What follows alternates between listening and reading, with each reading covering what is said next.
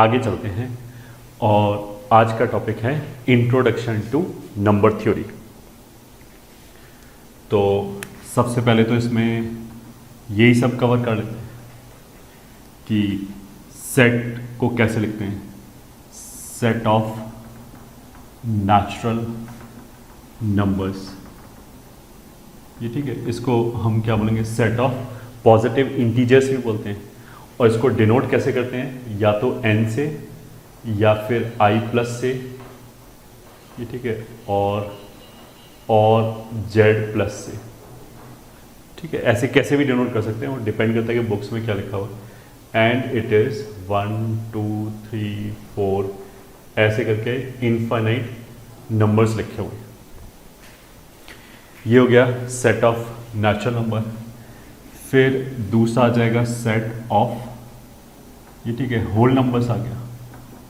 Whole numbers को W से denote कर सकते हैं। It will be natural number union zero. देखिए सारे नेचुरल नंबर ले लिए, बस उसके अंदर एक जीरो और एक्स्ट्रा ऐड कर दिया, और ये जीरो से चालू हो जाएगा, 0 1 2 3 एंड सो ऑन, ठीक है। ये जो सेट है वो सेट ऑफ होल नंबर्स हो गया। थर्ड आ जाएगा सेट ऑफ इंटीजर्स, उसको I से डिनोट कर सकते हैं और Z से डिनोट करते हैं। इसके अंदर नेगेटिव पॉजिटिव सारे इंटीजर्स आ जाएंगे, तो -∞ से +∞ तक के सारे इंटीजर्स आ जाएंगे इसके। तो -3 -2 -1 0 1 2 3 4 एंड सो ऑन, ठीक है। फिर फोर्थ आ जाएगा set of negative integers.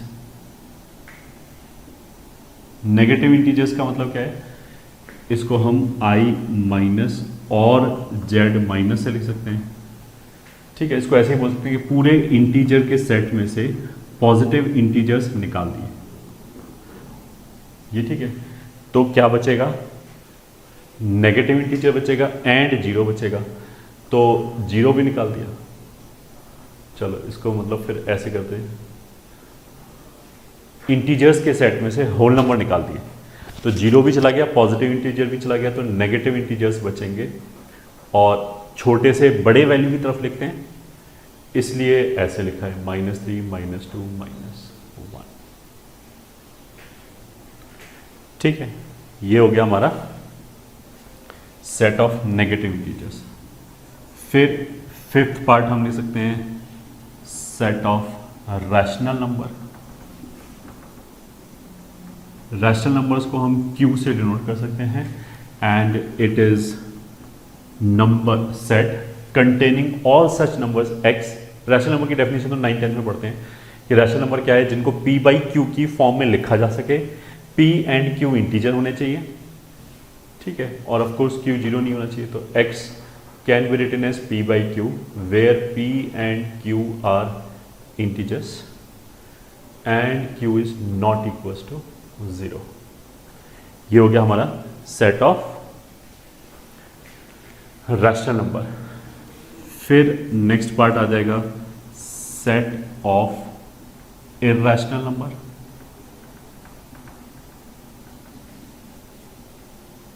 Which is QC, ये ठीक है।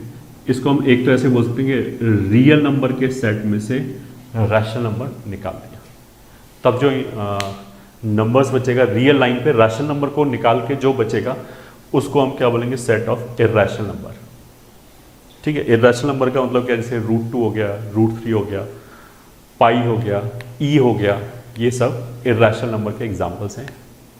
इरैशनल नंबर का डेफिनेशन तुमने ऐसे भी पढ़ा होगा कि it is non repeating non terminating number, ये ठीक है।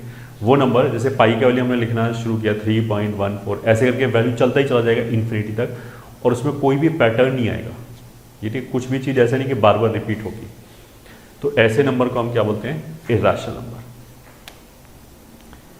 ये सब तो पहले से पढ़ा होगा 9th-10th में सबने। जस्ट सब लोग एक पेज पे आ जाएं इसलिए लिखा रहे सेट ऑफ रियल नंबर्स, ये ठीक है। ये कॉन्टिन्यूस सेट हो गया, इसको R से डिनोट करेंगे, तो इसमें माइनस इन्फिनिटी से प्लस इन्फिनिटी तक के सारे नंबर आ जाएंगे। इसके बाद बहुत सारे कॉम्बिनेशन बना सकते हैं। Set of positive real number, तो उसको लिखेंगे r plus and it will be open 0 से इन्फिनिटी। ठीक है, 9th पार्ट हो गया set of negative real, that is r minus, ये हो गया माइनस इन्फिनिटी से 0 ओपन। ठीक है, अगर मैं बोलूं कि set of non negative real, तो नॉन नेगेटिव और पॉजिटिव में अंतर क्या है? पॉजिटिव में तो 0 से बड़ा ही नंबर होना चाहिए, नॉन नेगेटिव का मतलब क्या है कि नेगेटिव नहीं। तो नेगेटिव नहीं का मतलब क्या है? पॉजिटिव सारे नंबर आ जाएंगे एज वेल एज 0 आ जाएगा। तो इसमें यह अंतर आएगा कि अगर हमने पॉजिटिव रियल बोला तो 0 पे ओपन लगा, 0 के आगे आगे वाले सब आ जाएंगे। नॉन नेगेटिव बोला तो एक तो इसको ऐसे लिख सकते हैं, ये ठीक है, रियल नंबर में से नेगेटिव वाले हटा दिए तो क्या बच गया? 0 एंड पॉजिटिव। तो मतलब ये वाला इंटरवल आ जाएगा 0 क्लोज्ड से इन्फिनिटी, ये आ जाएगा। ठीक है, तो रियल हो गया, पॉजिटिव हो गया, ऐसे ही नॉन पॉजिटिव रियल नंबर आ जाएंगे, वो आ जाएगा माइनस इन्फिनिटी से 0 क्लोज्ड।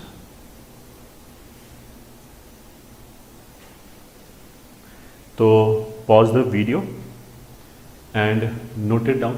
ये तो मोस्ट वाले आता होगा बट फिर भी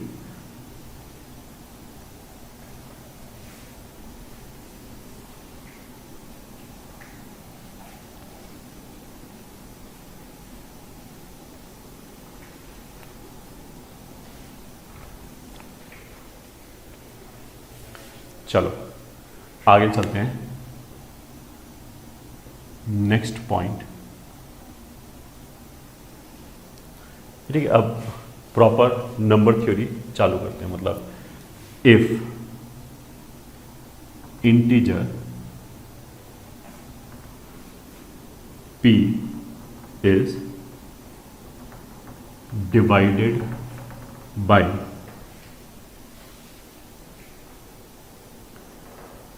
नेचुरल नंबर n, ठीक है, अगर इससे डिवाइड किया तो इसको हम क्या बोलेंगे? Divisor. And if quotient is q and remainder is r, then, ठीक है, एक इंटीजर p है जिसको हमने एक दूसरे पॉजिटिव इंटीजर n से डिवाइड किया और डिवाइड करने से हमारा जो कोशेंट है वो q आ गया एंड रिमाइंडर r आ गया। ये ठीक है, तो ये तो डिविजिबिलिटी वाली चीज़ है जो 9th-10th में पढ़ा होगा। ठीक है, फिर भी लिख लेते हैं, पूरा लिख लेते हैं। इस चीज़ को हम एक्सप्रेस कैसे करेंगे? Then it can be written as, मतलब ये जो इंफॉर्मेशन हमने बोला है इसको हम कैसे लिख सकते हैं कि जो p है that is equals to q quotient, n से डिवाइड किया, ये डिवाइजर हो गया, प्लस r रिमाइंडर हो गया। ठीक है, ये कोशेंट हो गया, ये डिवाइजर हो गया और ये रिमाइंडर हो गया। ठीक है, अगर मान लिया p n से डिविजिबल हो जाए, अगर हम बोलेंगे जो इंटीजर p है वो n से डिविजिबल है, अगर n से डिविजिबल हो जाए तो फिर r0 आ जाएगा। ठीक है, अब देखो ये सबको पता होगा, फिर भी मैं बोल देता हूं कि अगर मान लिया हमने किसी भी इंटीजर को 10 से डिवाइड किया, 10 से डिवाइड किया, तो जो हमारा रिमाइंडर है वो 0, 1, 2, 3, 4, 5, 6, 7, 8, 9 इतनी वैल्यूज ले सकता है। इन 10 वैल्यूज, 0 से चालू किया है 9 तक गए हैं तो 10 वैल्यूज हो गया। इन 10 वैल्यूज के अलावा कोई वैल्यू नहीं ले सकता। मतलब रिमाइंडर नेगेटिव नहीं होता है, पहली बात। दूसरा, अगर हमने 10 से डिवाइड किया है तो रिमाइंडर 10 भी नहीं होगा, 10 अगर आएगा तो डिवाइड ही हो जाएगा वो तो, या 11 भी नहीं होगा, 11 होगा तो 10 से डिवाइड करके उसमें से 1 कोशेंट और अलग निकाल देंगे, एक रिमाइंडर बच जाएगा। तो जो रिमाइंडर का वैल्यू है वो बेसिकली कहाँ से कहाँ तक जाएगा, 0 से लेके जो भी डिवाइजर है दैट -1 तक, ठीक है। तो इस वाले केस में अगर डिवाइजर n है तो इस r का वैल्यू कहाँ से कहाँ तक जाएगा। पहली बात तो r की कितने टाइप की वैल्यूज आ सकती है, तो आंसर इज n टाइप की वैल्यूज आ सकती है। दूसरा, कहाँ से कहाँ तक आ सकती है वैल्यू, तो 0 से चालू करके n-1 तक आ सकती है, ठीक है। तो इसी वाले केस में वेयर r बिलोंग्स टू 0, 1, 2 ऐसे करके कहाँ तक जा सकता है, डिवाइजर -1। तो अगर हमने किसी भी नंबर को मान लिया 7 से डिवाइड किया तो रिमाइंडर कितने टाइप का आ सकता है, कितने टाइप के डिफरेंट रिमाइंडर्स आ सकते हैं। मतलब हमने 10 को डिवाइड किया, 12 को डिवाइड किया, 500 को डिवाइड किया, तो रिमाइंडर का कुछ कुछ वैल्यू आएगा। तो वो कितने डिस्टिंक्ट नंबर हो सकते हैं जो रिमाइंडर में हमें मिल रहा है। तो अगर हमने 7 से डिवाइड किया तो 7 डिस्टिंक्ट नंबर हो सकते हैं 0 से लेके 6 तक। ये इस तरह की बात लिखी हुई है, ये ठीक है। For example, if we divide any number with, ये ठीक है, कुछ भी से 9, देन रिमाइंडर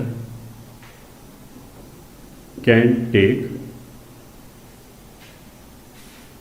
वैल्यूज एज 0, 1, 2, 3 ऐसे करके 8 तक, ठीक है। 8 तक की वैल्यू ले सकता है, नेगेटिव नहीं हो सकता। और ऑफ कोर्स अगर हम 9 से डिवाइड करें तो 9 या उससे बड़ा नहीं हो सकता। तो now note it down.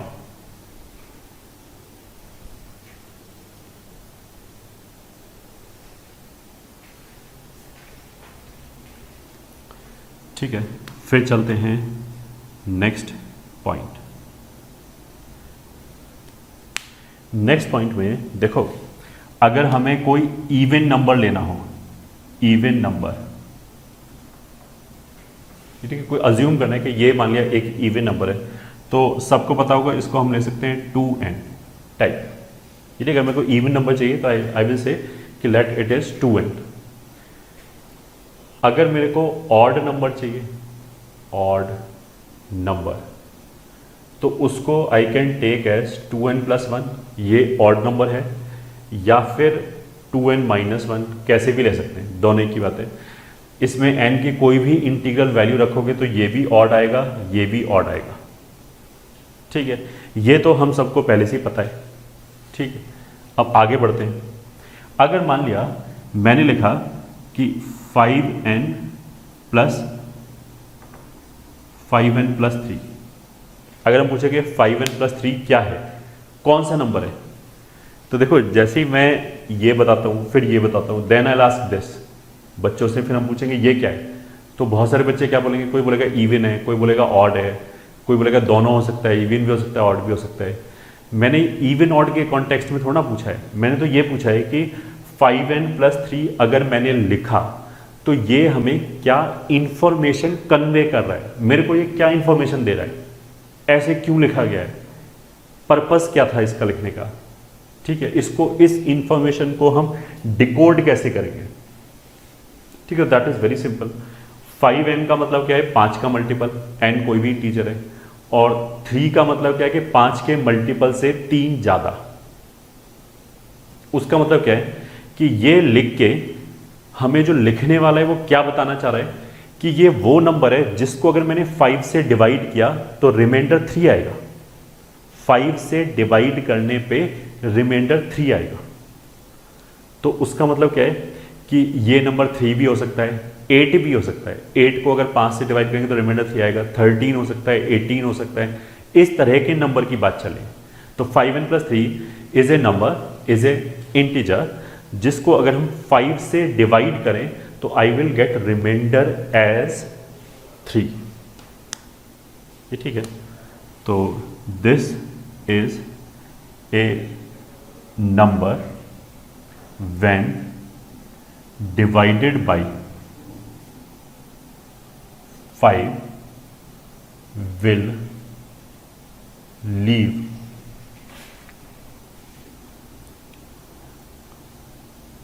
remainder as 3.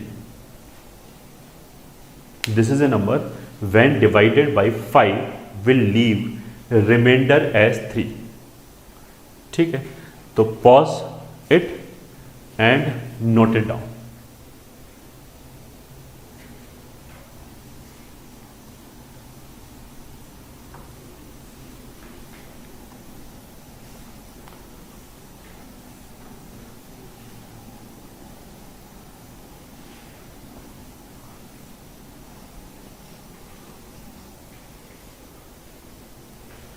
अब इसी तरीके से अगर मान लिया मैंने लिखा 7n + 2, तो ये कौन सा नंबर हो गया? ये वो नंबर हो गया जिसको अगर हम 7 से डिवाइड करें तो रिमाइंडर 2 आएगा। ठीक है, 7 से डिवाइड करने पे रिमाइंडर 2 आएगा। जैसे 23 7 से डिवाइड किया, 21 निकल गया, उसमें से 2 बच गया। ये ठीक है, 30 हो गया, उसमें उसको 7 से डिवाइड करें तो 28 चला गया और 2 बच गया। तो उस टाइप के नंबर की बात चल रही है यहाँ पे। ठीक है, अब मान लिया मैंने लिखा कि 7n - 3, ये किस टाइप का नंबर है? तो 7n - 3 को मैं ऐसे तो नहीं बोल सकता कि it is a number when divided by 7 will leave remainder -3। ऐसे तो नहीं बोलेंगे कि 7 से डिवाइड करके -3 आएगा रिमाइंडर, ऐसे तो नहीं बोल सकते, क्योंकि रिमाइंडर कभी नेगेटिव नहीं होता। ठीक है, तो इसको तो हम क्या बोलेंगे, अगर ये माइनस है तो माइनस में तो 7 जोड़ दो। तो अगर ये 7n - 3 है तो इसमें हमने +7 किया तो कितना आ जाएगा, 4 प्लस का 4 आ जाएगा। तो हम इसको बोलेंगे कि ये वो नंबर है जिसको 7 से डिवाइड करके रिमाइंडर 4 आएगा। कैसे बोल दिया हमने? ऐसे बोल दिया, 7n इसको ऐसे लिख सकते हैं +4। अब इस पूरे में से एक 7 कॉमन आ जाएगा, तो ये तो हो गया 7 का मल्टीपल, उससे 4 ज़्यादा। तो this is a number when divided by 7 will leave remainder 4। ये ठीक है, ये इस टाइप की बात हो गई। ठीक है, अब मान लिया हमने बोला कि 7n + 12, ये क्या है? इसमें तो नेगेटिव नहीं है, बट ऑफ कोर्स इसको मैं ऐसे नहीं पढ़ सकता कि this is a number when divided by 7 will leave remainder 12, क्योंकि अभी हमने बताया था कि किसी भी चीज़ को अगर हमने 7 से डिवाइड किया तो रिमाइंडर 0 से लेकर 6 तक जाएगा, रिमाइंडर 12 नहीं आ सकता। ठीक है, तो 12 में से हम 7 का जो भी निकाल सकते हैं वो निकाल दिया। ठीक है, 12 को अगर 7 से डिवाइड करें तो रिमाइंडर कितना आएगा हमारा, 5। मतलब इसको हम ऐसे बोल सकते हैं, it can be written as 7n + 7 + 5। अब ये तो 7 का मल्टीपल हो गया, 5 एक्स्ट्रा बच गया। तो this is a number when divided by 7 will leave remainder 5। ठीक है, तो माइनस है, ऐसे डील करेंगे। जो नंबर डिवाइजर है उससे बड़ा नंबर लिखा है तो उसमें से जितना निकाल सकते हैं कोशेंट के फॉर्म में निकाल दिया, और जो बच गया, जो डिवाइजर से छोटा पॉजिटिव नंबर बचा, ये ठीक है, पॉजिटिव या 0 भी हो सकता है, उसको हम रिमाइंडर की तरह बोल देंगे। तो मेरे ख्याल से अब समझ में आ गया होगा कि एग्जैक्टली हमने क्या बोला। ठीक है, अब चलते हैं नेक्स्ट पॉइंट। नेक्स्ट पॉइंट में कॉन्सेप्ट आता है एक कॉम्पोजिट नंबर। ये ठीक है, इसको आई थिंक डिफाइन करने की जरूरत नहीं पड़नी चाहिए। कॉम्पोजिट नंबर क्या है? वो नंबर, ये ठीक है, जिसमें 1 और उस नंबर के अलावा कोई अलग भी एक डिवाइजर होना चाहिए। तो composite number is a number which is divisible by 1 itself and at least one more divisor। ठीक है, तो composite number is a number having at least 3 divisors. ये ठीक है, उसका मतलब क्या है, 1 नंबर इटसेल्फ प्लस 1 मोर। ये ठीक है, इनके अलावा एक और एक्स्ट्रा होना चाहिए, तब उसको कॉम्पोजिट नंबर बोलेंगे। ठीक है, फिर अगली चीज क्या आती है, प्राइम नंबर। प्राइम नंबर में क्या होता है, प्राइम नंबर जिसका अपने और 1 के अलावा कोई भी डिवाइजर नहीं हो। तो it is a positive integer having only 2 divisors. ये ठीक है, that is 1 and the number itself. ये ठीक है, एक तो 1 होना चाहिए, एक वो खुद नंबर होना चाहिए, बस उसके अलावा कुछ नहीं। ये हो गया हमारा प्राइम नंबर। अब ये हमें पता होगा शायद पहले से कि जो 1 है, ठीक है, अच्छा प्राइम नंबर कैसे लिख सकते हैं, फॉर एग्जांपल 2 से चालू होगा, 2 3 5 7, फिर 8 कॉम्पोजिट है, 9 कॉम्पोजिट है, 10 कॉम्पोजिट है, नेक्स्ट आ जाएगा 11 13, फिर 14 15 16 17 18 19 20 21 23, ऐसे करके ये प्राइम नंबर्स आ गए। ठीक है, तो नोट क्या हो गया, note 1 is neither prime nor composite. ये ठीक है, 1 को ना तो प्राइम में काउंट करते हैं ना कॉम्पोजिट में काउंट करते हैं। ठीक है, नोट 2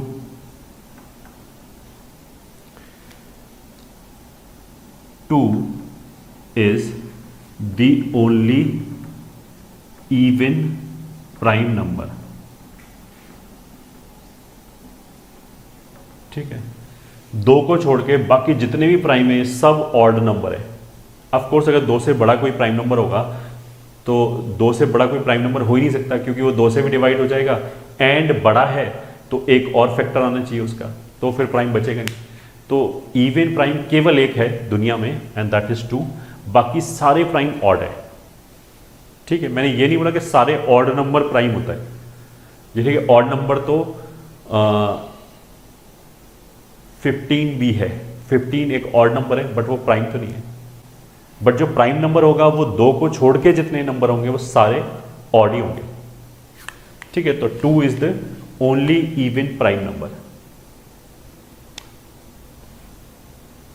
नोट 3, नोट 3 में टर्म्स हो गया, अ pair of prime, a pair of prime numbers is called twin prime। ये ठीक है, ये टर्म है, ये टर्म है जो याद रखना है, ट्विन प्राइम। ट्विन प्राइम का मतलब क्या होता है, वो प्राइम नंबर का पेयर जिनके बीच का डिफरेंस 2 हो। ये ठीक है, a pair of prime numbers is called twin prime if their difference is 2। तो फॉर एग्जाम्पल 3 एंड 5, इन दोनों का डिफरेंस 2 है, तो हम बोलेंगे 3 और 5 ट्विन प्राइम्स हैं। ठीक है, अगर हमने बोला कि 5 और 7, तो इनका भी डिफरेंस 2 है, तो ये भी ट्विन प्राइम्स हैं। 3 एंड 7 प्राइम तो है, but it is not a pair of twin prime, क्योंकि 3 और 7 का डिफरेंस तो 2 आया नहीं, वो तो 4 आ गया। 7 और 11, 7 एंड 11 ट्विन प्राइम नहीं है। 11 13 है वापस, 13 एंड 17 नहीं है, 17 एंड 19 फिर है। सही, इस तरीके से। तो ट्विन प्राइम का मतलब क्या हो गया, प्राइम का पेयर होगा दोनों प्राइम ही, और उनके बीच में डिफरेंस 2 का आएगा। ठीक है, तो इज डिफरेंस इज 2। ठीक है, नोट 4 क्या हो गया, अ पेयर ऑफ इंटीजर्स, मतलब जैसे इसके लिए हम लिख सकते हैं फॉर एग्जांपल 3 and 5, या फिर 5 and 7, या फिर 29 and 31। ये दोनों प्राइम ट्विन प्राइम है, ये दोनों ट्विन प्राइम है, 3 and 5 ट्विन प्राइम है। नोट 4 आ गया, अ pair of integers is called relative prime, ये ठीक है, और को प्राइम, ये ठीक है। अ पेयर ऑफ इंटीजर्स बोला इस बार हमने प्राइम्स नहीं बोला है, मतलब ये इंटीजर प्राइम होना जरूरी नहीं है। तो रिलेटिव प्राइम ये टर्म है, और इसको हम को प्राइम भी बोलते हैं। कब होगा? जब उन दोनों के बीच में 1 को छोड़ के कुछ भी कॉमन ना हो। ठीक है, देखो हमने वर्ड प्राइम यूज किया है, बट नंबर्स का प्राइम होना जरूरी नहीं है। ठीक है, तो a pair of integers is called relative prime और coprime if their greatest common factor, ये ठीक है, जीसीएफ, या ग्रेटेस्ट कॉमन डिवाइजर, जीसीडी भी बोल सकते हैं, इज 1। ये ठीक है। एंड नोट करने वाली बात क्या है कि इसमें नंबर्स प्राइम हो ये जरूरी नहीं है, प्राइम हो भी सकता है, नहीं भी हो सकता। इसके लिए फॉर एग्जांपल मान लिया हमने 10 लिया एंड 9, 10 एंड 9, तो 10 में क्या होगा, 10 में क्या होगा,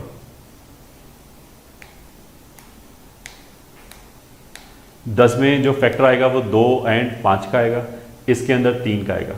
तो these two are relative prime और को प्राइम्स, ये ठीक है। और एग्जांपल ले लिया 16 एंड 125, ये ठीक है, ये भी रिलेटिव प्राइम हो गया और को प्राइम हो गया। ठीक है, प्राइम्स का पेयर भी हो सकता है, अगर कोई भी हमने 2 प्राइम उठाया तो ऑफ कोर्स रिलेटिव प्राइम तो होगा ही होगा। तो pause it and note it down.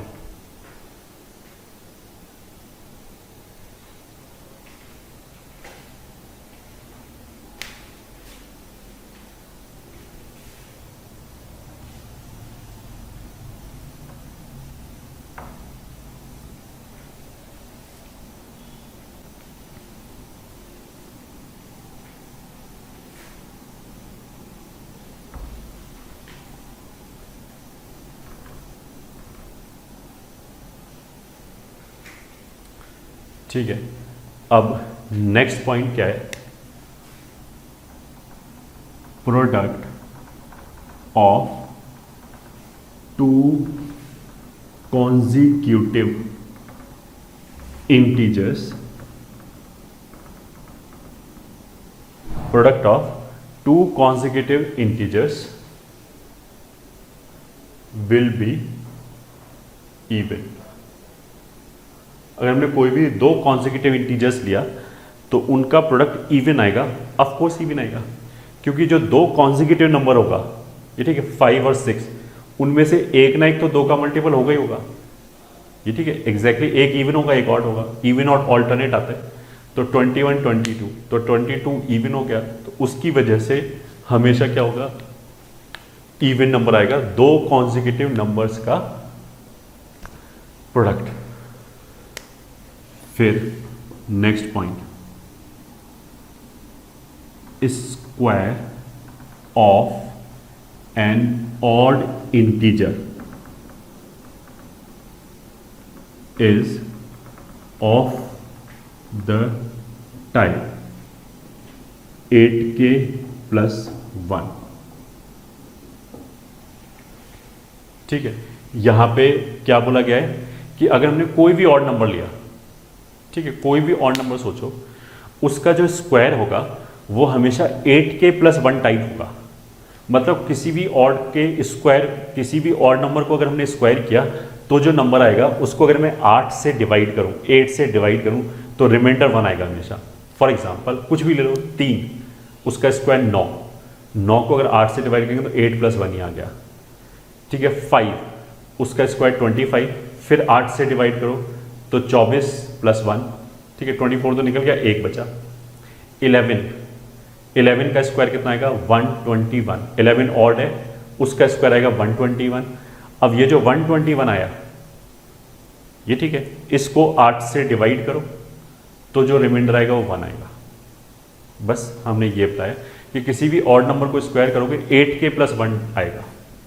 ठीक है, क्यों आएगा उसका ही प्रूफ दे सकते हैं।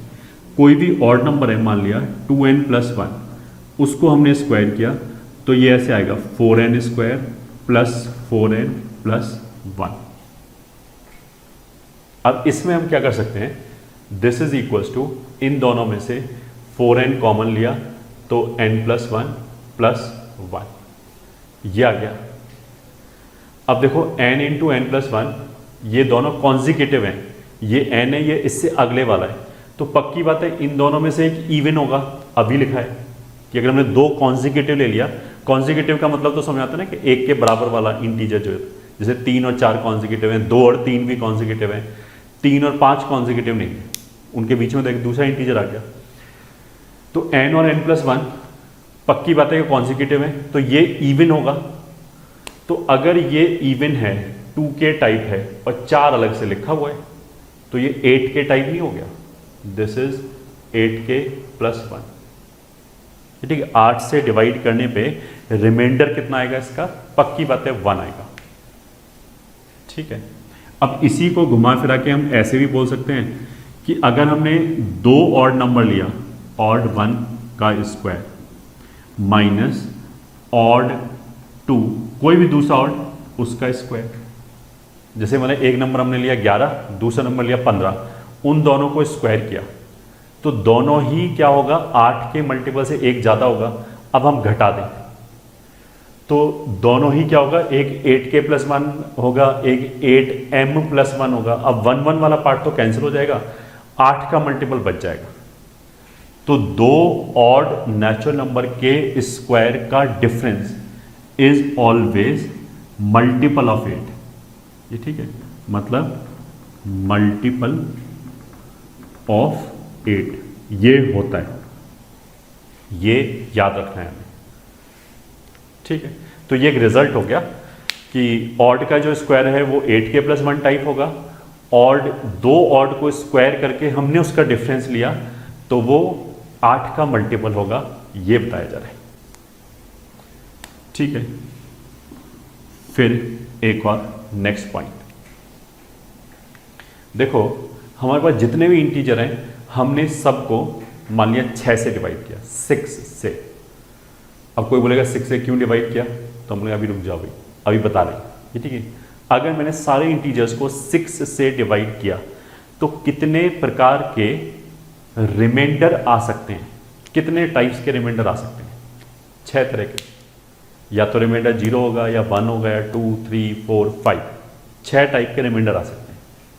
ठीक है, तो हम ऐसे बोल सकते हैं कोई भी नंबर उठाओ, अगर उसको हमने 6 से डिवाइड किया तो वो नंबर या तो 6 से डिवाइड हो जाएगा, 6k टाइप होगा। ठीक है, रिमाइंडर 0 आ गया। जैसे फॉर एग्जांपल 18 हो गया, 18 को 6 से डिवाइड करें तो रिमाइंडर कितना आएगा 0। तो 18 6 से डिविजिबिलिटी के रिस्पेक्ट में किस तरह का नंबर है, तो I will say 6k type number है। या फिर 6k + 1 हो सकता है, 6k + 2 हो सकता है, 6k + 3 हो सकता है, 4 हो सकता है, 5 हो सकता है। ये ठीक है, यही 6 तरह के नंबर हो सकते हैं। कोई भी नंबर उठा लिया, जैसे मान लिया 23 उठा लिया, 23 को हमने 6 से डिवाइड किया, ठीक है, तो कितना रिमाइंडर बचेगा, 18 निकल गया, 5 रिमाइंडर बचेगा। उसका मतलब क्या है कि 23 is of the type 6k + 5। 25 उठा लिया, तो 25 को 6 से डिवाइड किया तो 6 × 4 24 + 1, तो 6 के मल्टीपल से 1 ज़्यादा हो गया, तो 25 जो है वो 6k + 1 टाइप नंबर है। ठीक है, हमने क्या किया अभी तक, कुछ भी नहीं, हमने बोला कि 6 से डिविजिबिलिटी के रिस्पेक्ट में कितने टाइप के नंबर हमारे पास अवेलेबल है, 6 टाइप के। इस कैटेगरी में। अब तुम ये देखो, अगर हमने कोई भी प्राइम नंबर उठाया, ठीक है, मतलब अब इनकी बात करते हैं, अभी उस पर मैं एक्सप्लेन करूंगा। क्या ये नंबर प्राइम हो सकता है 6k? तो आंसर इज नहीं। 6k में अगर हम 2 से डिवाइड करें तो भी हो जाएगा, 3 से डिवाइड करें तो भी हो जाएगा, तो ये नंबर प्राइम नहीं हो सकता, ठीक है। फिर ये जो नंबर है ये प्राइम नहीं हो सकता। अच्छा, k का वैल्यू जो है वो 1 या 1 से बड़ा है, k इज ग्रेटर देन इक्वल टू 1, तो ये प्राइम क्यों नहीं हो सकता है? क्योंकि दिख रहा है 2 से डिवाइड हो रहा है, इसमें से अगर मैं 2 कॉमन ले लूं तो अंदर बचेगा 3k प्लस 1, तो इस नंबर के तो 2 फैक्टर आ गए, एक 2 आ गया, दूसरा 3k प्लस 1 आ गया, तो 2 अगर फैक्टर आ गए तो ये प्राइम तो हो ही नहीं सकता, ठीक है। सेम लॉजिक से ये भी प्राइम नहीं हो सकता। ये क्यों नहीं हो सकता? इसमें से 3 कॉमन ले लो। अगर मैंने 3 कॉमन ले लिया तो 2k प्लस 1 आ गया, तो इसके 2 फैक्टर आ गए, एक 3 एक 2k प्लस 1, तो ये प्राइम नहीं हो सकता।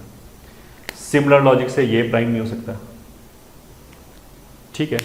इसमें से अगर हम 2 कॉमन ले लें तो अंदर 3k प्लस 2 बचेगा, तो फिर 2 फैक्टर आ गए, एक 2 और एक 3k प्लस 2, तो ये भी प्राइम नहीं हो सकते।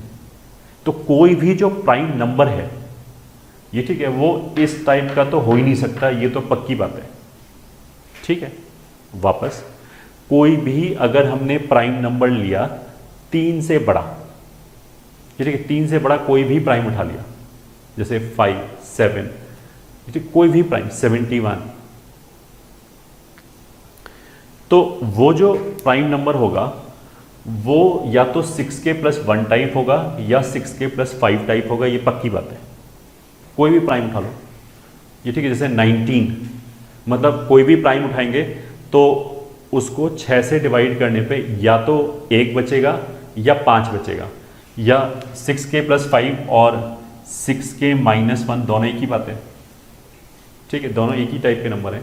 6k माइनस 1 का भी मतलब ये है कि 6 से डिवाइड करने पे रिमाइंडर 5 आएगा, ठीक है। तो दोबारा बात करते हैं, अगर मैंने कोई भी प्राइम उठाया, उसको 6 से डिवाइड किया, तो डिवाइड करने पे रिमाइंडर या तो 1 आएगा या 5 आएगा।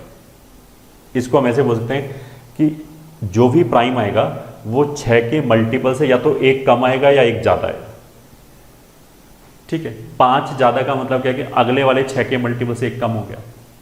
अब कोई भी प्राइम सोचो अपनी तरफ से, मान लिया 17, तो वो 6 का मल्टीपल हुआ 18, उससे 1 कम है। 19, 6 का मल्टीपल हुआ 18, उससे 1 ज़्यादा है। 23, तो 6 का मल्टीपल हुआ 24, उससे 1 कम है, ये ठीक है। अब हम बोलेंगे 25, तो रुक जाओ, 25 तो प्राइम ही नहीं है, उसकी बात ही नहीं चली। अब वो फिर एक बच्चा बोलेगा कि बट वो तो 6 के मल्टीपल से 1 ज़्यादा है, तो हम बोलेंगे हाँ है। तो मैंने कब ये बोला कि 6 के मल्टीपल से जो 1 ज़्यादा नंबर आता है वो प्राइम होता है? मैंने ये कब बोला? ये ठीक है, मैंने तो ये बोला कि जो प्राइम होगा, ये प्राइम उठाया हमने, इसको अगर मैं 6 से डिवाइड करूं, ठीक है, तो 6 से डिवाइड करने पे 6 के मल्टीपल से ये या तो 1 कम होगा या 1 ज़्यादा होगा। उल्टा नहीं बोला मैंने ये नहीं बोला कि 6 का कोई भी मल्टीपल उठाओ उससे 1 छोटा और 1 बड़ा नंबर प्राइम होता है, ऐसा थोड़ा ना बोला। तो 6 का मल्टीपल प्लस 1 किया तो वो जो नंबर आएगा वो प्राइम हो भी सकता है, नहीं भी हो सकता, ठीक है। बट जो प्राइम होगा वो 6 के मल्टीपल से 1 इधर उधर होगा, ठीक है। अब इसको हम ऐसा बोल सकते हैं कि अगर मैंने 6a के सारे मल्टीपल लिस्ट किए, उनमें से कोई प्राइम नहीं होगा। 6k प्लस 2 सारे मल्टीपल हमने लिस्ट किए, ये ठीक है, तो उनमें से कोई प्राइम नहीं होगा। अगर हमने 6k प्लस 1 टाइप्स लिस्ट किए सारे, 6k प्लस 5 टाइप्स सारे लिस्ट किए, ये सारे लिस्ट किए, इनमें से बहुत सारे नंबर प्राइम होंगे, बहुत सारे नंबर प्राइम नहीं होंगे, बट ये दोनों मिलकर सारे प्राइम्स को कवर कर लेगा 3 से जो बड़ा है, ठीक है। क्योंकि 5 जो है वो 6 के मल्टीपल से 1 कम, फिर 7 जो है वो 6 के मल्टीपल से 1 ज़्यादा, वहाँ से गाड़ी चालू होगी। इसी बात को लिख लिया, ये ठीक है। अब 6 का ही मल्टीपल क्यों लिया? कुछ नहीं, ये तो एक रिजल्ट है, ये ठीक। जैसे हमने यहाँ पे बोला है कि ऑड का स्क्वायर 8 के मल्टीपल से 1 ज़्यादा होता है, इसको तो हम ऐसे ही बोल सकते हैं ना, ऑड का स्क्वायर ऑड होता है, ये बात भी सही है। ये इसकी दूसरी प्रॉपर्टी होगी कि कोई भी नंबर जो ऑड होगा उसको स्क्वायर करेंगे तो ऑफकोर्स ऑड आएगा। एक तरीका तो ये भी हो गया बोलने का, ये भी बात सही है। और दूसरा तरीका हम क्या बोलेंगे कि अगर हमने उसको स्क्वायर किया तो 8 के मल्टीपल से एक ज़्यादा आएगा, ये तरीका भी सही है। दोनों अलग अलग इन्फॉर्मेशन है बट इन्फॉर्मेशन है। उसी तरीके से प्राइम हो सकता है कि और किसी से डिवाइड करने में कुछ पर्टिकुलर ये सब आ रहा हो, बट अगर हम 6 से डिवाइड करेंगे तो रिमाइंडर 1 या 5 आएगा हमेशा। ठीक है, ये बात भी सही है, ये इसकी एक प्रॉपर्टी होगी। तो वही हमने लिखा नेक्स्ट पॉइंट में कि एवरी प्राइम ग्रेटर देन 3, 3 से बड़ा मतलब 5 से शुरू करके greater than 3 will be of the type 6k + 1 और 6k + 5। ये ठीक है, इसको शॉर्ट में हम ऐसे लिख सकते हैं, दैट इज 6k ± 1। ये ठीक है, ऐसे भी लिख सकते हैं। ठीक है, फिर हम क्या बोलेंगे, note that all numbers of the type 6k ± 1 are not prime। ये ठीक है, 6k ± 1 टाइप के सारे नंबर प्राइम नहीं होते, बट जो प्राइम होता है वो इसी टाइप का होता है। दोनों अलग अलग इंफॉर्मेशन है। तो pause the video and note it down।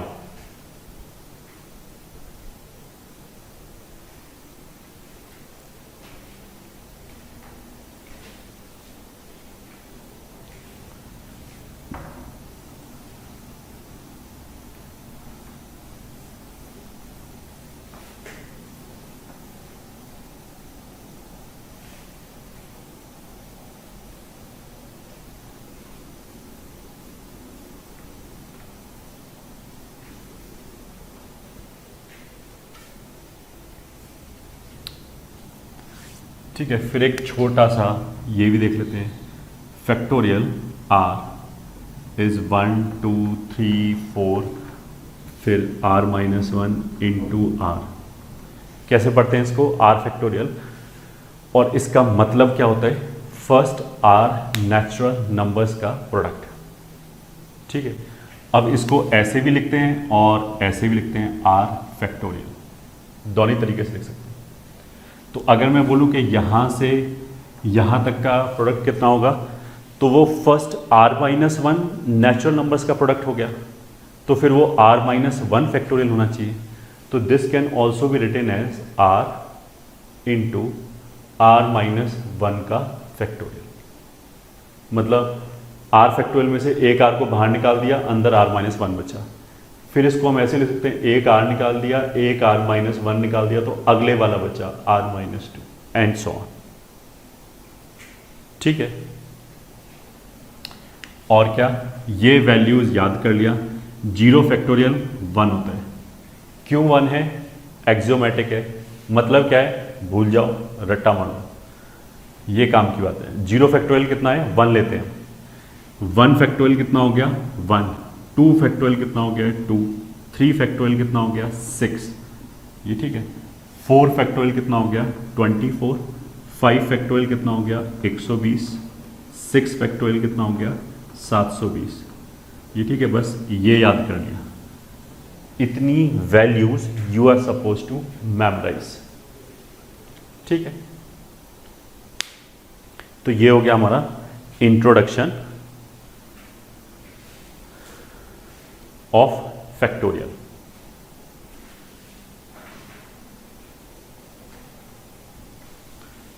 चलो अब छोटे मोटे क्वेश्चन कर लेते हैं। Question 1, find n belonging to natural number such that n⁴ + 4 is a prime number. ठीक है, फर्स्ट क्वेश्चन तो ये हो गया, find n belonging to natural number such that n raised to power 4 plus 4 is a prime number. Question 2, solve for alpha comma beta belonging to natural number such that 2 alpha plus 3 beta is equals to alpha beta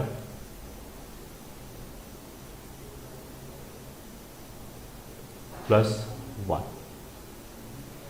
alpha beta natural number है और इसको satisfy करना है। ये second question.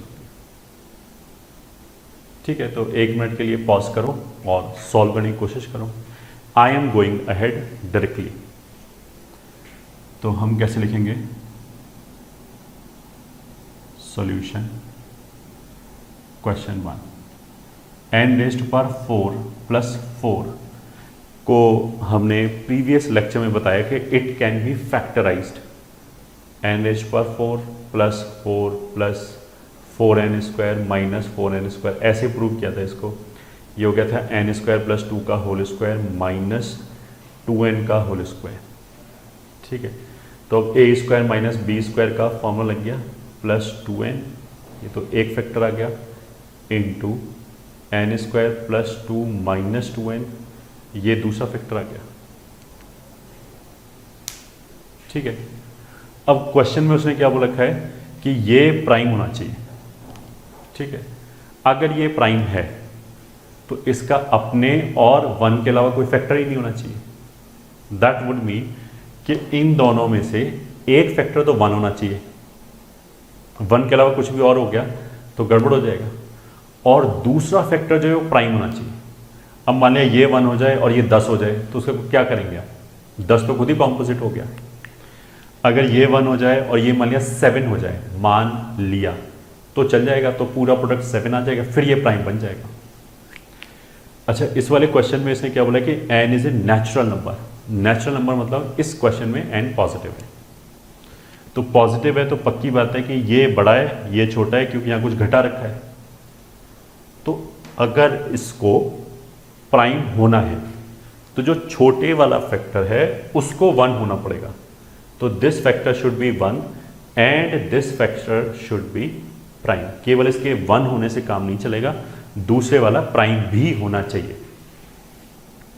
तो चलो, n square plus 2 minus 2n should be 1। 1 को इधर ले आए तो ये हो गया n square minus 2n plus 1 is equals to 0। वो हो गया n माइनस 1 का whole square is equals to 0। That would imply n is equals to 1। ठीक है, अब n इज इक्वल्स टू 1 अगर हमने इसमें रखा तो 2 और 2 4 और 1 5, विच इज ए प्राइम। तो जो हमारी कंडीशन थी वो सेटिस्फाई हो गई। तो उसका मतलब क्या है कि ये आंसर आ गया। एक ही आंसर आया, n इज इक्वल्स टू 1, यही आंसर हो गया। अब देखो, ऐसा बोलने पे कुछ बच्चे क्या बोलते हैं कि ये सब करने की जरूरत क्या है, मैंने तो ऐसे ही कर लिया, मैंने 1 रखा 5 आ गया तो आंसर आ गया n इज इक्वल्स टू 1। ऐसे नहीं होता। जो तुमने n इज इक्वल्स टू 1 रखा वहां से 5 आ गया, बहुत अच्छी बात है, शाबाश, जिंदाबाद। ठीक है, n is equals to 1 answer है, ये तुमने प्रूव किया। बट तुमने ये कहाँ प्रूव किया कि और कोई आंसर नहीं आ सकता? ये कहाँ प्रूव किया कि और कोई n की वैल्यू नहीं आ सकती जिसके लिए प्राइम बन जाए? ठीक है, अब ऐसा बोलने पे जो बहुत जैसे बोलते हैं भोले बच्चे होते हैं, वो क्या बोलेंगे कि रख के देख लो, 2 रखा तो ये आ गया 16 प्लस 4 20, वो तो कॉम्पोजिट है। फिर 3 रखा तो 81 प्लस 4 85 हो गया, वो भी कॉम्पोजिट है। तो ऐसे रख रख के देख लिया तो ना, ऐसे नहीं होता बेटा। ऐसे कब तक रखते रहेंगे? ये मैथमेटिक्स है, मैथमेटिक्स में हमें चीज़ें प्रूव करनी पड़ती हैं। हम ऐसे नहीं बोल सकते कि रख के देख लो आ तो रहा है, ऐसे ही आगे हो जाएगा। ऐसे ही कैसे हो जाएगा? ऐसे नहीं होता। हो सकता है n का वैल्यू 50,70,654 हो, जिस पे रखने पे ये प्राइम आ जाए, हो सकता है, हु नोज। ठीक है, यहां पे हमने इस मेथड से मैथमेटिकली प्रूव किया है कि इसके अलावा कुछ नहीं हो सकता, जो भी आना था यहीं आ जाना चाहिए था। तो वी हैव साइमल्टेनियसली प्रूव्ड कि n is equal to 1 is the only solution. n is equal to 1 रख के निकाल लिया तो कोई बड़ी तीरंजदारी नहीं की हमने, ये ठीक है। वो मैथमेटिक्स की लैंग्वेज में सोल्यूशन चलेगा नहीं, या तो चलो हम एक तुक्के से निकाल दें और फिर प्रूव कर दें कि और कोई नहीं आ सकता इसका, तो बहुत अच्छी बात है, तो भी प्रूव हो जाएगा, तो भी चल जाएगा। ऐसे नहीं चलेगा कि हम 1 रखें आगे हम बोले ये आंसर हो गया, बाकी आंसर कौन लेके आएगा। ठीक है, enough said. Now let's move to second question. Question number 2 में उसने क्या बोला है कि अल्फा और बीटा नेचुरल नंबर है, सॉल्व फॉर अल्फा बीटा। तो ये दोनों नेचुरल नंबर है पहली बात, और 2 अल्फा प्लस 3 बीटा इतना है, तो 2 alpha plus 3 beta alpha beta plus 1 हो गया। सबको एक तरफ ले गए, तो alpha beta minus 2 alpha minus 3 beta plus 1 बराबर 0। ठीक है, अब तुम इसको ऐसे देखो कि ये वाला जो पार्ट है, ठीक है, अल्फा बीटा प्रोडक्ट लिखा है और अल्फा और बीटा के लीनियर टर्म्स लिखे हैं।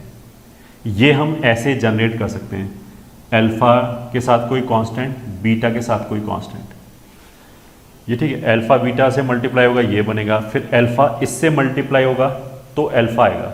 तो अगर ये -2 अल्फा है तो यहाँ -2 होना चाहिए, तभी ये -2 से मल्टीप्लाई करके ये 2 अल्फा बनेगा। अब ऐसे ही इन दोनों का मल्टीप्लिकेशन तो अल्फा बीटा ही आ गया, बीटा जब इस नंबर से मल्टीप्लाई होगा तो बीटा बनेगा, तो वो -3 बीटा है, तो यहाँ -3 होना चाहिए। ठीक है, ये तो सोचने का तरीका है, तुम कैसे भी फैक्टराइज कर लो, जैसे करना चाहते हो ना। This can be factorise as this, थोड़ा सा और एडजस्ट करना पड़ेगा। अब मैं इसको ओपन करूँ तो अल्फा बीटा आ गया, -2 अल्फा आ गया, -3 बीटा आ गया, -3 इंटू -2 +6 और आ गया लेफ्ट हैंड साइड पे। बट मेरे को तो केवल +1 ही चाहिए, तो हमने ऐसे करना पड़ेगा कि -5 बराबर 0। अब क्या होगा जब इसको ओपन करेंगे, 3 टर्म ये आएगा, एक 6 आएगा, 6 - 5 1 हो जाएगा, तो आ जाएगा आंसर। तो इसको हम ऐसे लिख सकते हैं, alpha -3 beta -2 is equal to 5। ठीक है, अब आ जाएगा आंसर हमारी पकड़ में। ठीक है, कैसे आ जाएगा, अल्फा और बीटा को उसने नेचुरल नंबर बोला है।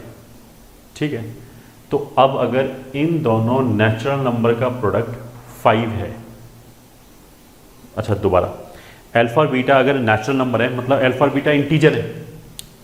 अगर अल्फा और बीटा इंटीजर है तो अल्फा -3 एंड बीटा -2 भी इंटीजर हो जाएगा। तो दो इंटीजर का प्रोडक्ट 5 कैसे आ सकता है, दो इंटीजर्स को मल्टीप्लाई करके 5 कैसे आ सकता है। एक ही तरीका है कि एक नंबर 1 होना चाहिए, दूसरा 5 होना चाहिए, या फिर हम ऐसे बोल दें कि एक -1 होना चाहिए और दूसरा -5 होना चाहिए। ठीक है, एक -1 दूसरा -5, तो कौन सा 1 कौन सा 5, उसके करस्पॉन्डिंग केसेस बन जाएंगे।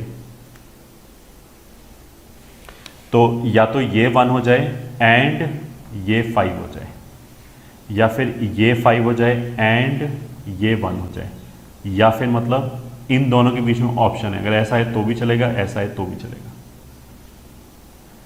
ठीक है, या फिर ये -1 एंड ये -5, और ये -5 एंड ये -1। इस क्वेश्चन के हिसाब से इतनी ही पॉसिबिलिटीज आ सकती हैं।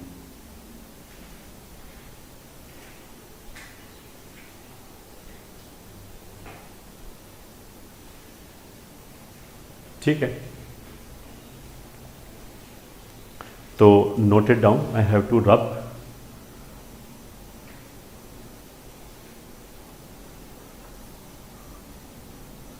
हाँ, तो अब एक एक करके सॉल्व करते हैं। इसका मतलब क्या है, इसका मतलब क्या है कि अल्फा -3 1 हो जाए एंड बीटा -2 5 हो जाए। ठीक है, तो यहाँ से आ जाएगा अल्फा बराबर 4 एंड बीटा बराबर 7, ये चल जाएगा। यहाँ से क्या होगा कि अल्फा -3 5 हो जाए, हमने ऐसे बोला ना कि ये वाला फैक्टर 5 हो जाए और ये वाला फैक्टर 1 हो जाए, एंड बीटा -2 1 हो जाए, तो अल्फा हो गया 8 एंड बीटा हो गया 3, ये भी चल जाएगा, नेचुरल नंबर है, कोई दिक्कत नहीं, चल जाएगा।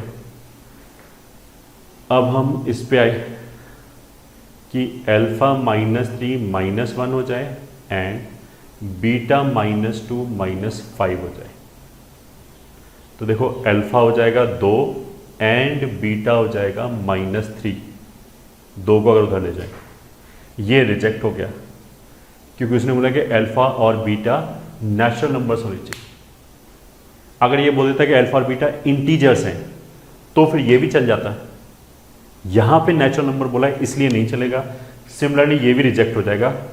अगर हम लिखें ना अल्फा -3 बराबर -5 एंड बीटा -2 बराबर -1, तो यहाँ से अल्फा बराबर -2 आ जाएगा एंड बीटा बराबर 1 आ जाएगा, बट रिजेक्ट हो जाएगा इसकी वजह से। तो नेट क्या क्या आंसर आया? नेट दो ही चीज आई, या तो अल्फा 4 एंड बीटा 7, या फिर अल्फा 8 एंड बीटा 3।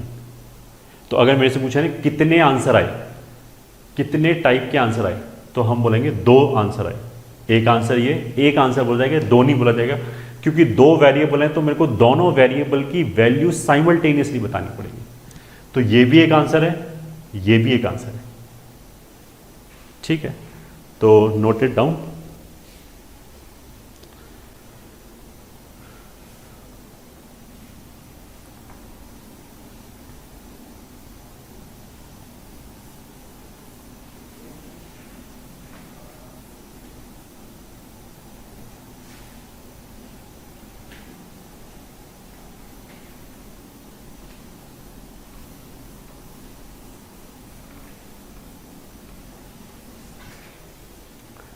ठीक है, नेक्स्ट, इसके बाद नेक्स्ट आता है इंट्रोडक्शन टू पॉलिनोमियल।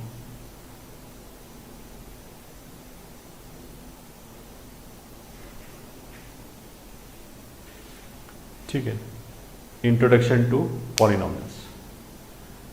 तो फर्स्ट, इफ polynomial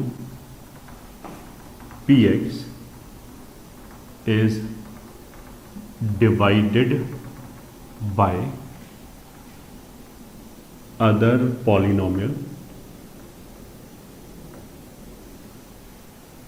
ठीक, कुछ भी kx, तो इसको हम डिवाइजर बोलेंगे।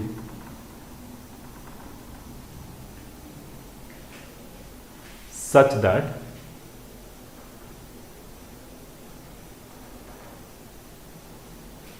qx is remainder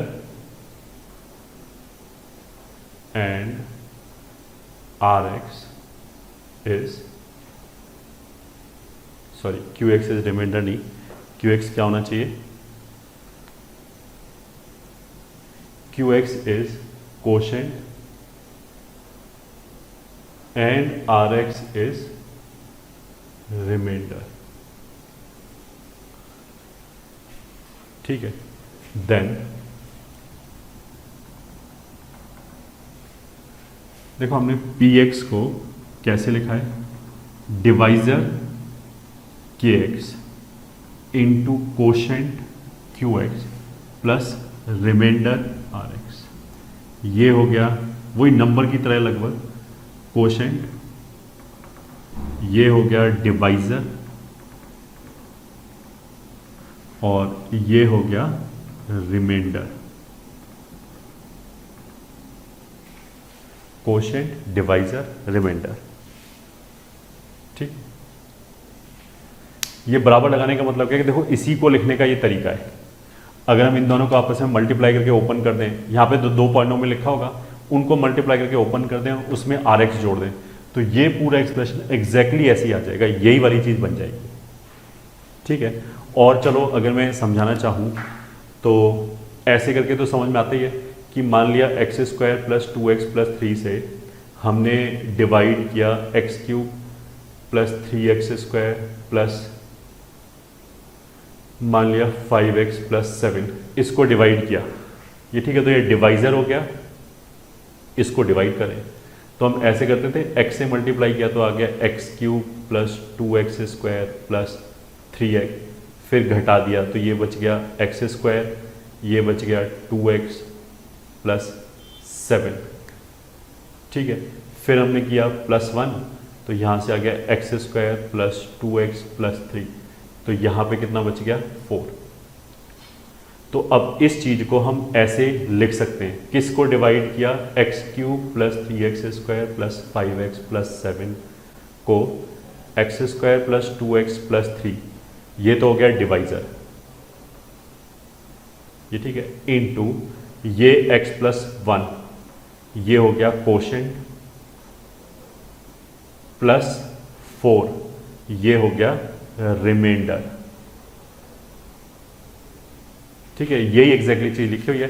अब अगर मैं इन दोनों को मल्टीप्लाई कर लूँ, ओपन कर लूँ, इसमें 4 जोड़ दूँ तो यही चीज आ जाएगी। तो ये और ये एग्जैक्टली एक ही चीज लिखी हुई है, इसमें हम x की कोई भी वैल्यू डाल सकते हैं, दोनों तरफ से बराबर ही आएगा। ठीक है, तो अगर ये इक्वेशन 1 है तो हमने क्या बोला अभी, note 1, equation 1 is an identity and it is true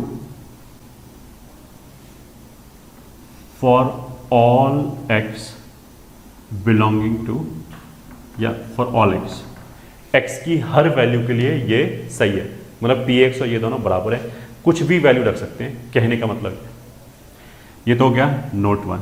note 2, देखो अगर हमने क्वाड्रेटिक से डिवाइड कर रहे हैं इसको, तो यहां पे हम एक्स क्यूब को उड़ा देंगे, एक्स स्क्वायर को उड़ा देंगे, पक्की बात है।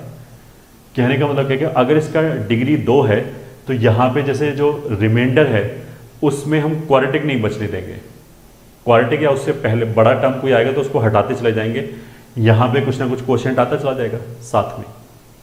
बट अगर जैसे इस वाले केस में तो बाई चांस कॉन्स्टेंट आ गया, ये लीनियर भी आ सकता है, यहाँ जो बचेगा, ये ठीक है, यहाँ जो रिमाइंडर है, ये जो रिमाइंडर है वो इसकी डिग्री से छोटा ही आएगा। अगर ये क्वाड्रेटिक है तो यहाँ ज़्यादा से ज़्यादा लीनियर आ सकता है, लीनियर भी आ सकता है, कांस्टेंट भी आ सकता है, ये ठीक है, और जीरो भी आ सकता है। अगर मान लिया जीरो हो गया तो उसका मतलब क्या है कि डिवाइड हो गया, मतलब अगर जीरो आ जाता है, यहाँ पे जीरो आ जाता तो फिर क्या हो गया, this is divisible by this, फिर तो ये डिविजिबल हो गया उसका। ठीक है, तो कहने का मतलब क्या है कि अगर मान लिया डिवाइजर का डिग्री 5 है, ठीक है, तो रिमाइंडर का डिग्री 5 से छोटा ही होगा, मतलब 4 या 4 से छोटा हो सकता है, जीरो भी हो सकता है। अगर डिवाइड ही हो जाए फिर तो कुछ नहीं बचेगा, तो यहां तो फिर जीरो लिखा होगा। तो यही चीज अब हमने लिखा, क्या लिखा, डिग्री ऑफ रिमाइंडर हमेशा कितना आता है, इज लेस देन और equals two degree of divisor -1, उससे एक कम।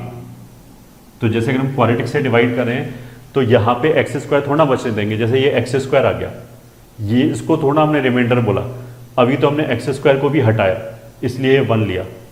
अब इसके बाद जो छोटी डिग्री आएगी उसको नहीं हटा पाएंगे, अगर मान लिया लीनियर आ जाए तो फिर वो ऐसे लिखा रहेगा, वही हमारा रिमाइंडर हो गया। तो अगर डिवाइजर का डिग्री, ये ठीक है, जिससे भी डिवाइड करें, ये तो बेसिकली 9/10 के कॉन्सेप्ट हैं, फिर भी बताया जा रहा है, आगे चल के यूज़ करेंगे इनको। तो अगर हमारे डिवाइजर का डिग्री 7 है तो रिमाइंडर का डिग्री ज़्यादा से ज़्यादा कितना हो सकता है, 6। तो जो रिमाइंडर का डिग्री आएगा वो 6 या उससे भी कम आएगा, ये बोला हमने।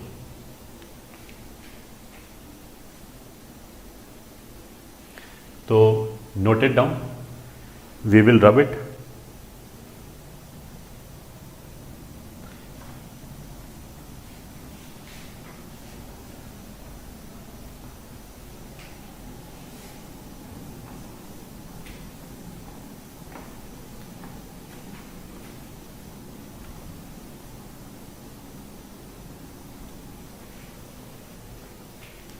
ठीक है, अब आता है आगे note 3। If a polynomial px is divided by linear expression, if a polynomial px is divided by a linear expression x minus alpha। अच्छा, क्वाड्रेटिक में तो रूट रियल आ भी सकते हैं, नहीं भी आ सकते, सही है, वो तो डिस्क्रिमिनेंट पे डिपेंड करता है कि डिस्क्रिमिनेंट पॉजिटिव है नेगेटिव है। क्वाड्रेटिक का रूट रियल आ भी सकता है, नहीं भी आ सकता। बट अगर लीनियर है, लीनियर मतलब स्ट्रेट लाइन, अगर ऐसे ना x माइनस अल्फा, तो इसका रूट तो हमेशा ही रियल आएगा, एक ही आएगा। ठीक है, तो जैसे x माइनस अल्फा में इस लीनियर एक्सप्रेशन का रूट क्या है, तो अल्फा है। रूट का मतलब क्या होता है, x की वो वैल्यू जिसके लिए ये एक्सप्रेशन जीरो हो जाए। तो x माइनस अल्फा जीरो कब होगा, जब हम x की जगह अल्फा रखेंगे। ठीक है, तो if a polynomial px is divided by a linear expression x minus alpha, then remainder will be, अभी हमने क्या पढ़ाया था कि जो भी डिवाइजर है उसकी डिग्री से एक छोटा या उससे भी छोटा आएगा रिमाइंडर। तो अगर डिवाइजर का डिग्री 5 है तो रिमाइंडर का डिग्री 4 या उससे छोटा होगा। डिवाइजर का डिग्री अगर 2 है तो रिमाइंडर लीनियर या उससे छोटा होगा। अब डिवाइजर ही अगर लीनियर हो जाए, डिवाइजर का डिग्री 1 हो जाए, तो जो रिमाइंडर का डिग्री है वो 0 होगा। रिमाइंडर का डिग्री 0 होगा, मैंने ये बोला है, मैंने ये नहीं बोला कि रिमाइंडर 0 होगा। रिमाइंडर का डिग्री 0 होने का मतलब क्या है कि x नहीं आएगा, उसमें कांस्टेंट आ सकता है। अब कांस्टेंट 5 आ जाए तो वेल एंड गुड, कांस्टेंट अगर 0 आ जाए तो फिर वो डिवाइड हो गया, फिर ऐसे बोलेंगे। तो कहने का मतलब क्या है कि then remainder will be constant. ठीक है, अगर डिवाइजर ही लीनियर है तो जो रिमाइंडर आएगा वो कांस्टेंट आएगा 0 डिग्री का, बस ये बताया गया है। ठीक है, तो अगर मान लिया px है, उसको हमने x माइनस अल्फा से डिवाइड किया तो कुछ कोशेंट आएगा प्लस कांस्टेंट आएगा। ये ठीक है, जो कांस्टेंट है वो मान लिया c आएगा। ठीक है, तो c क्या है, रिमाइंडर है। c क्या है, एक कांस्टेंट नंबर है। वो है क्या कि अगर मैंने x माइनस अल्फा से डिवाइड किया इस पॉलिनोमियल को तो जो नंबर आ रहा है वो कांस्टेंट है। ठीक है, तो एक तो ये हो गया। दूसरा इंफॉर्मेशन क्या है, देखो, अगर ये जो इक्वेशन लिखा है, ये अभी हमने थोड़ी देर पहले ये बोला था कि it is an identity, it is true for all values of x। Axis में कुछ भी रखो, इट इज ऑलवेज ट्रू। सही है, एक्सिस में कुछ भी रखो, लेफ्ट हैंड साइड और राइट हैंड साइड दोनों बराबर आएगा, क्योंकि दिस इज नथिंग बट इसको मल्टीप्लाई वगैरह करेंगे, आपस में मिलाएंगे तो यही वाला टर्म बन जाएगा एज इट इज। ये अभी थोड़ी देर पहले हमने समझाया था। तो उसी लॉजिक के तहत हमने क्या किया, इसमें x बराबर अल्फा रख दिया। ठीक है, x बराबर अल्फा रख मतलब अल्फा क्या है, जो लीनियर एक्सप्रेशन है जिससे हम डिवाइड कर रहे हैं उसका रूट है। तो x बराबर अल्फा रखने से क्या हो गया, इस पार्ट से हमें छुटकारा मिल गया, ये गायब हो गया।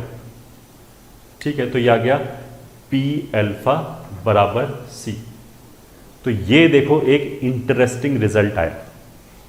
क्या रिजल्ट आया, देखो c क्या था, x माइनस अल्फा से डिवाइड करने पे जो रिमाइंडर आया वो c था, वो एक नंबर आएगा।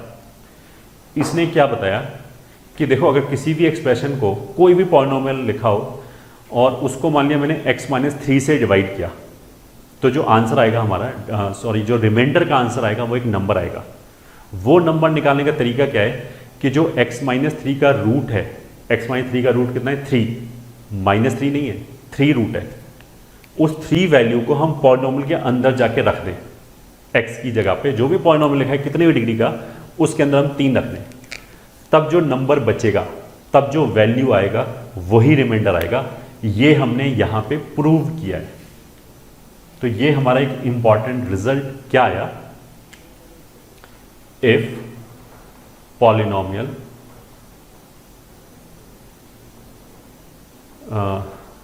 एफ एक्स बोलो, चलो पी एक्स लिखा है तो पी एक्स बोल देते हैं, if polynomial P x is divided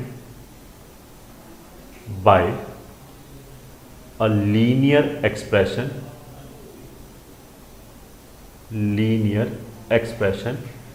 with root as alpha. अगर पॉलिनोमियल पी एक्स को हमने डिवाइड किया x माइनस अल्फा से, ये ठीक है, या एक लीनियर एक्सप्रेशन से जिसका रूट अल्फा है, एक ही बात है, alpha, then remainder will be p alpha. मतलब क्या p अल्फा, कि px के अंदर हमने अल्फा रख दिया, px पॉलिनोमियल में अल्फा सब्स्टिट्यूट कर दिया, वही आ जाएगा हमारा रिमाइंडर। ठीक है, for example if x cube plus 2x square minus 3x plus 7 is divided by x minus 2, then remainder will be, देखो ये पॉलिनोमियल है, ये तो px का काम कर रहा है, इसको हमने x माइनस 2 से डिवाइड किया, वो इसका काम कर रहा है, तो रिमाइंडर क्या आएगा, इसका रूट क्या है 2, तो हमने 2 इसमें रख दिया, वही रिमाइंडर आएगा। रिमाइंडर विल बी, देखो 2 रखा तो ये हो जाएगा 8 प्लस 8 माइनस 6 प्लस 7, तो कितना आ गया 17, यही आंसर आएगा। Then remainder will be 17। ठीक है, और अगर तुम्हें मतलब नहीं समझ में आ रहा कैसे हो गया ये, तो उसका प्रूफ हमने यहाँ पे दे रखा है। वेरीफाई करना चाहो तो तुम घर पे जाके वापस करना है, ऐसे कि x माइनस 2 से डिवाइड किया x cube plus 2x square minus 3x plus 7, तो यहाँ कोशेंट आ जाएगा एक क्वाड्रेटिक, ये आगे चलते चलते अगर सही करोगे तो यहाँ पे 17 आएगा। ठीक है, अगर कोई बच्चा बोला कि मैंने ऐसे किया बट मेरा तो 15 आ रहा है, गलत आ रहा है, तुमने गलती किया है। और कुछ मैथ पे हम शक ही नहीं करेंगे, शक किस पे करेंगे, अपने ऊपर, कि अगर वो 17 के अलावा कुछ आ रहा है तो गलत आ रहा है, तुमने कहीं ना कहीं घोटाला किया है इसमें, कहीं कैलकुलेशन मिस्टेक किया है, और कोई इसका आंसर नहीं हो सकता। ठीक है,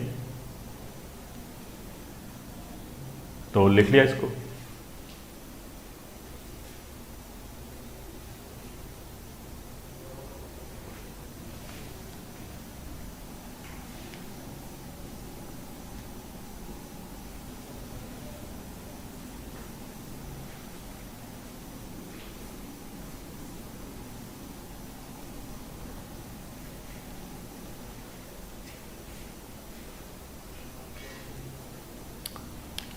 ठीक है, और एक एग्जांपल देख लिया, question find remainder if x cube plus 2x plus 5 is divided by 2x plus 6। ठीक है, फिर if x cube plus 2x plus 5 is divided by 2x plus 6। अब ये लीनियर हो गया, इसका रूट क्या हो गया, इसका रूट -6 नहीं है, इसका रूट 3 नहीं है, इसका रूट -3 है। x की जगह में क्या रखूँ कि ये 0 हो जाए, तो x की जगह -3 रखोगे तभी तो ये 0 होगा, तो -3 रूट हो गया। अब निकालो भाई आंसर, आंसर कितना आएगा, x cube plus 2x plus 5 इसी में x की जगह -3 रख दिया, ये ठीक है। यही तो बोला था कि रूट रख दिया पॉलिनोमियल के अंदर तो वही रिमाइंडर आ जाएगा अगर लीनियर से डिवाइड किया। तो अगर देखो -3 रखा तो आ जाएगा -27 -6 +5, ठीक है। तो दैट विल बी -28, ये आंसर आ गया, ठीक है। फिर एक और question, let polynomial px leaves remainders 1 and -1, ये ठीक है, when divided by x-1 and x-2 respectively, then find remainder if px is divided by x² - 3x + 2। ये क्वेश्चन, ठीक। क्वेश्चन ने क्या बोला कि एक पॉलिनोमियल है px, कौन सा पॉलिनोमियल है वो उसने बताया नहीं तो उसका मतलब क्या है कि हमें विदाउट जाने ही काम चल जाएगा, ठीक है। विदाउट fx के px के जाने ही काम चल जाएगा। उसने बोला कि px को जब हमने x-1 से डिवाइड किया तो रिमाइंडर 1 आया, और जब हमने x-2 से डिवाइड किया तो रिमाइंडर -1 आया। ये उसने इंफॉर्मेशन बताया, ठीक है।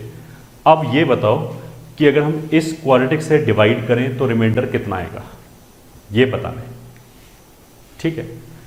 तो देखो अभी हम क्या कर रहे थे कि अगर इसको किसी भी लीनियर से डिवाइड किया तो रिमाइंडर कितना आएगा, इसमें x की वैल्यू वो सीधी सीधी रखते हैं। तो इस हिसाब से जब उसने ये बोला ना कि px लीव्स रिमाइंडर 1, जब इससे डिवाइड किया तो इससे डिवाइड किया मतलब इसका रूट तो 1 है, तो x की जगह 1 रखने पे p1 जो आएगा वो रिमाइंडर आएगा, और जो उसने 1 दे रखा है। तो सॉल्यूशन में गिवन क्या हो गया, गिवन p1 = 1 एंड x-2 से डिवाइड करने पे रिमाइंडर -1 है। अब x-2 का रूट कितना है, 2। इससे डिवाइड करने पे रिमाइंडर क्या आएगा, इसमें x की जगह 2 रख दो तो वो हो गया p2। p2 मतलब p इवैल्यूएटेड एट x = 2, ये रिमाइंडर है।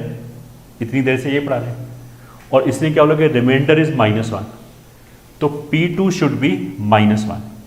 This is the given information in the question, ये ठीक है। इसमें मेरे को अभी कुछ करना नहीं है, इसका बस यूज करके हमें क्या निकालना है कि अगर हमने px को डिवाइड किया इस क्वाड्रेटिक से, तो x² - 3x + 2 से डिवाइड किया तो कुछ कोशेंट आ जाएगा, मान लिया qx, मान लिया कोशेंट qx आ गया, प्लस रिमाइंडर आएगा।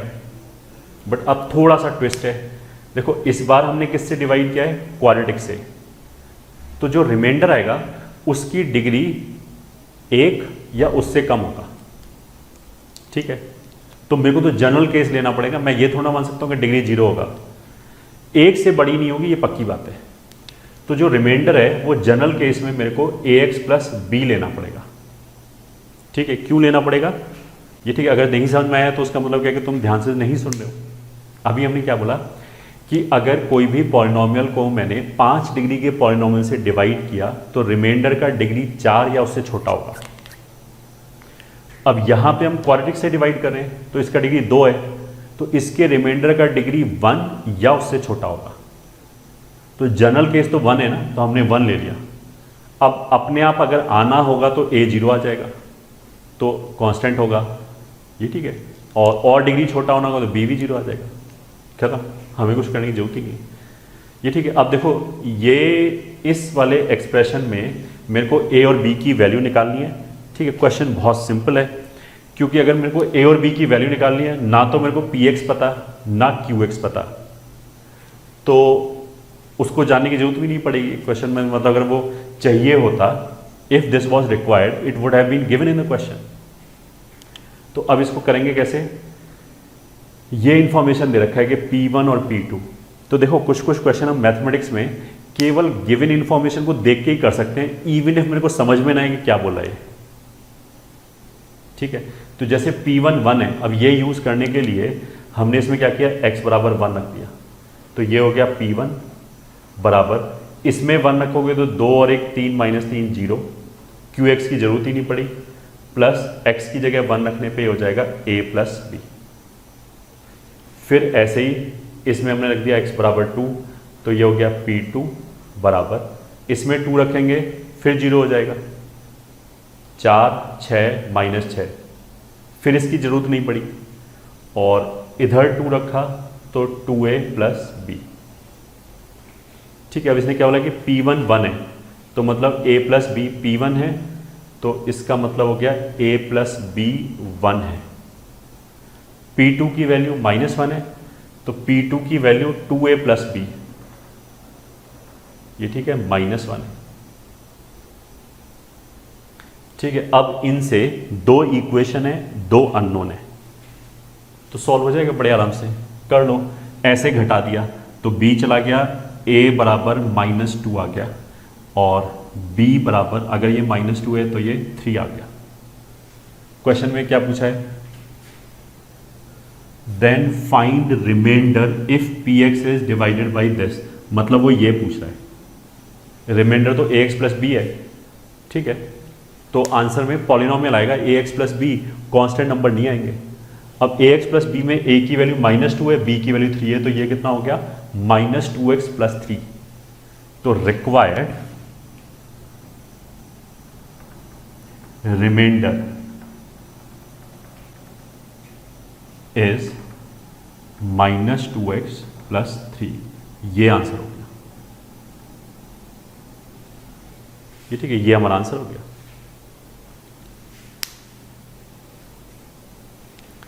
तो अगेन नोट इट डाउन,